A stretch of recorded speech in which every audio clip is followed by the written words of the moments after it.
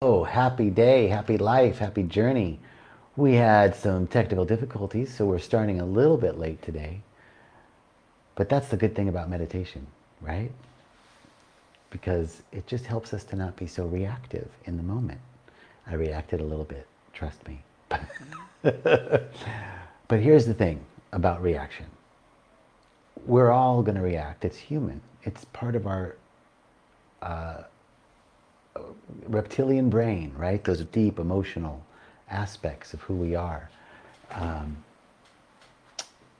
And those reactions are released in the pituitary gland. They are part of our wiring. But the chemicals that are released in the pituitary gland when you are reacting to something only last, they have like a half-life, they only last like a minute and a half to 2 minutes.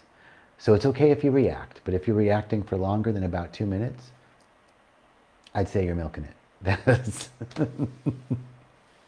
which is about what I did. I was in there, I was reactive for about 2 minutes. And then here I am. So let's dive into meditation today. We're going to do a beautiful meditation, meditating on four aspects, four ideas, four concepts. We're going to explore each one. We're going to get in and we're going to see what's available. Hello, everybody. I'm seeing y'all. Excellent. Christy was just saying, as we started at 1:11, it's divine. See, everything is in divine timing. Absolutely. That's the truth. Thank you. Thank you, Christy. And thank you, Dorota, Ted from Northern New York, and Corin and Alice. Hey, everybody. If I'm missing anybody, please forgive me because I can't see everybody all the time with this new feed. Anyway, we're going to meditate. Are you guys ready to meditate? Yeah. So let's start with our position and just take a deep breath in and hold it at the top. And then I want you to squeeze everything. Squeeze your fingers, squeeze your fists, squeeze your shoulders up and your legs and squeeze it really tight. And then release. Let's do it again. We're going to take a deep breath, and at the top of the breath, squeeze everything. Deep breath in. And squeeze it. Shoulders up. Squeeze your buttocks. Squeeze your fists. Squeeze your toes. Your face. And release. We're going to do it one more time. Take a deep breath in. Squeeze everything at the top. Squeeze it. Squeeze it. And release. Yes.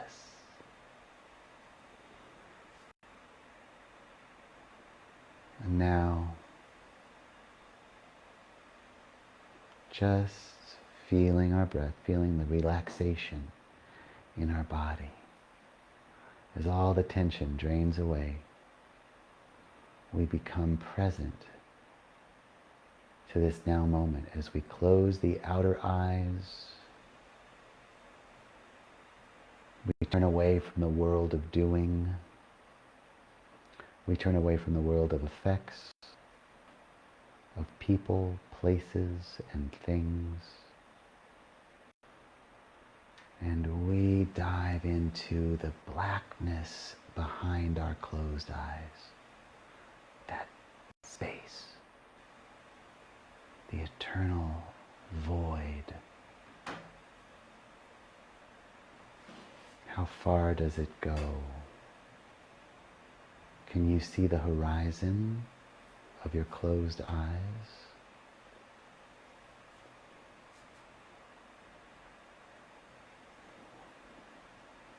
Just breathing, becoming more and more aware of the darkness of the screen of our closed eyes.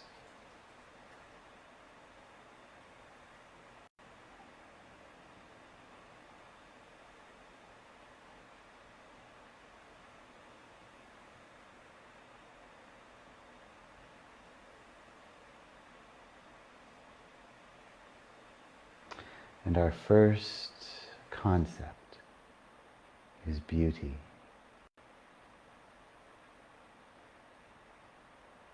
What is beauty?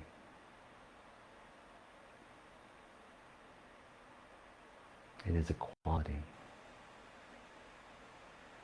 represented by a flower. The flower is fresh, so beauty has a quality of freshness to it. It's something that brings forth a sense of growth, a sense of expression, something on the cutting edge, on the growing edge. It's fresh, it's new, it's beautiful. Contemplate this freshness, this beauty.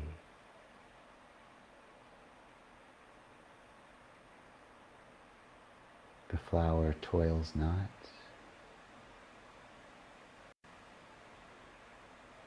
It takes no concern for the next day.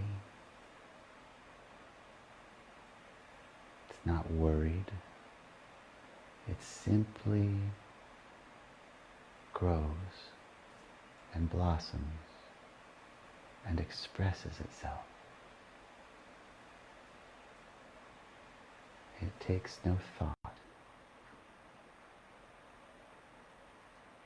Simply expressing itself in freshness and beauty. The flower is rooted in the earth. It's an expression of something larger. It's an expression of something greater. It comes forth from that, from the earth. So just like we come forth from the divine, we blossom, we grow, we bring freshness to this now moment.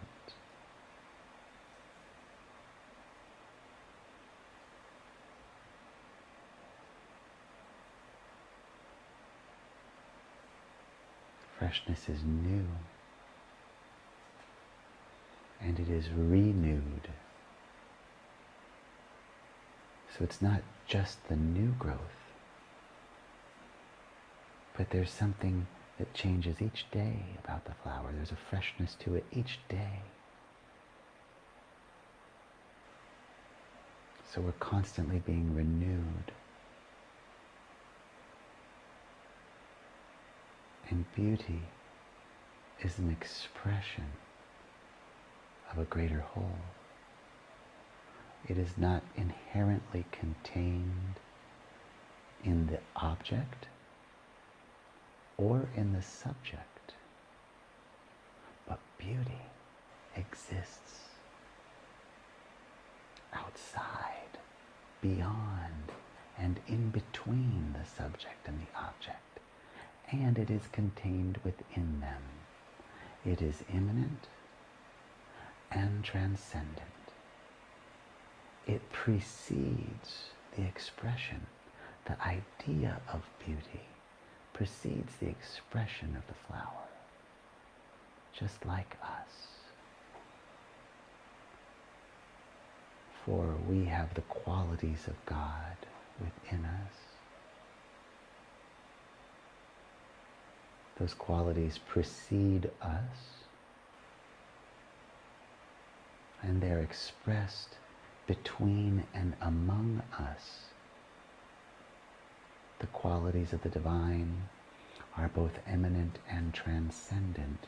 They are more than we are, for God is more than we are, and yet it is everything that we are.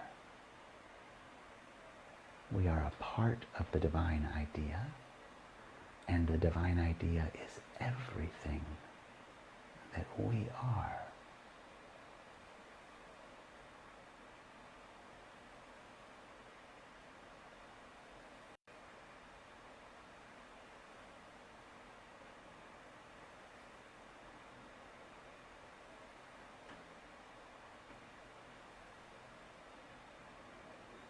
Our next concept is solidity, like the mountain.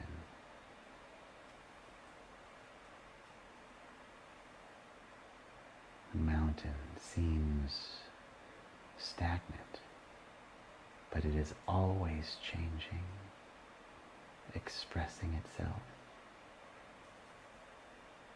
Mountain is full of energy and vibration, frequency, every stone, all the rock of the mountain, full of the energy of the divine, and yet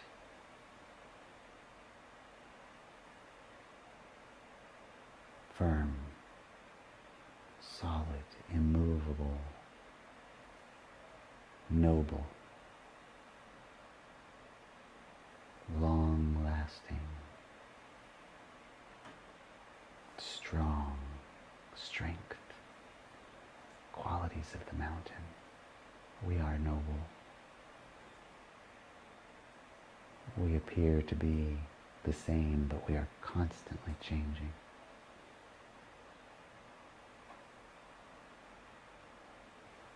We are solid and yet flexible in our change.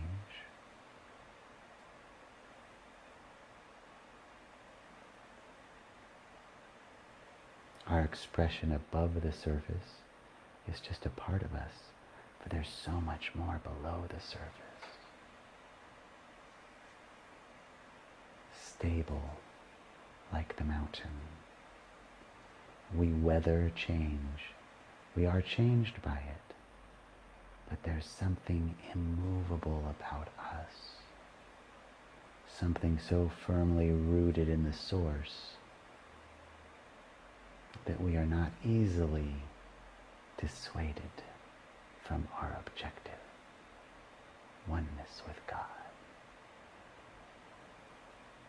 We are like the mountain.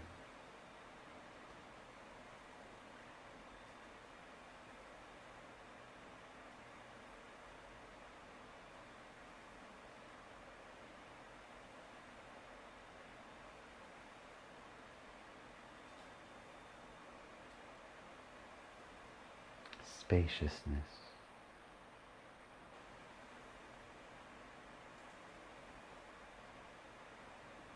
We think of a glass bowl. It contains, and yet its parameters, its outline, is transparent. There is space within space.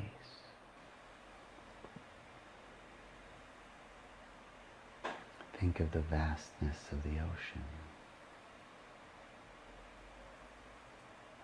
As you scan the horizon and see the curvature of the earth, where the clouds meet the water, or the gradient of light at the sunset. Spaciousness. You see how vast it is, how immense our world seems. And then we consider the galaxy and the universe and the multiverse, and we begin to get a sense of how far that space goes, the farthest reaches. Perhaps there is a sense of our insignificance in all of it. And yet we are an intricate part of all of it.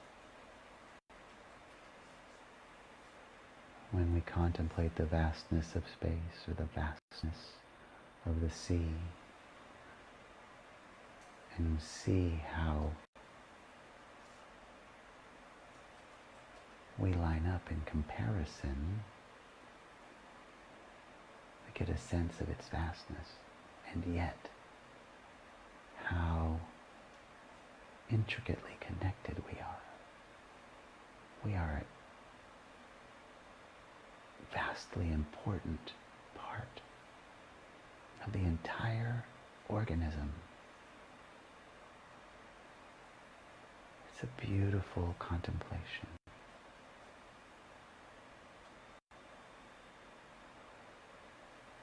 Even in our small physical demeanor, compared to the vastness of space, our spiritual footprint is immense, and we are an intricate part of this greater unfolding. We matter.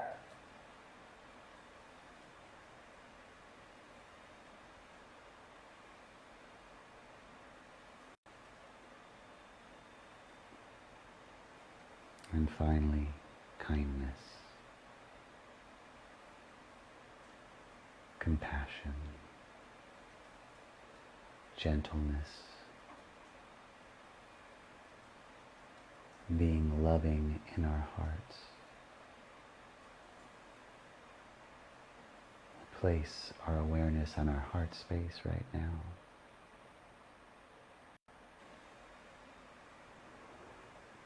Feel it expand just as we place our awareness on it.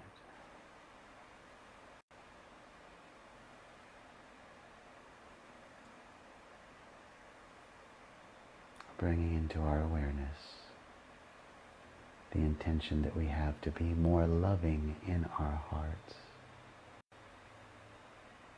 No matter how good it may feel to give as good as we get, to give the sharp retort,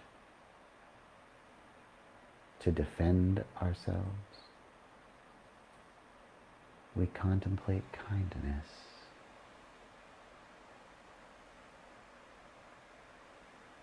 And bring the vibrational frequency of love and understanding, compassion, and generosity to our awareness. This does not mean that we are spiritual doormats, oh no. For we are guided to right action at the appropriate time, if it is required. But kindness, generosity of spirit, loving heart,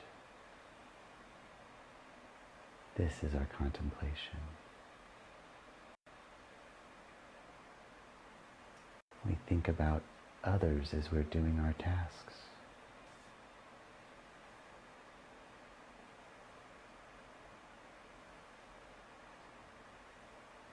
When someone comes into our awareness, we spiritually gossip about them. We think the best. We see them living their best lives. We give the energy, just in giving the energy of love and compassion when another crosses our awareness, we are generating that very thing within ourselves. We're generative.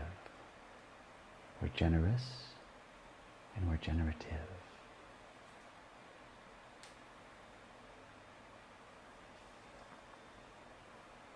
How good it is to just take a few moments and contemplate beauty and freshness, solidity and rootedness, and flexibility, space and spaciousness, and love and kindness and compassion. How good it is to fill our awareness with these qualities.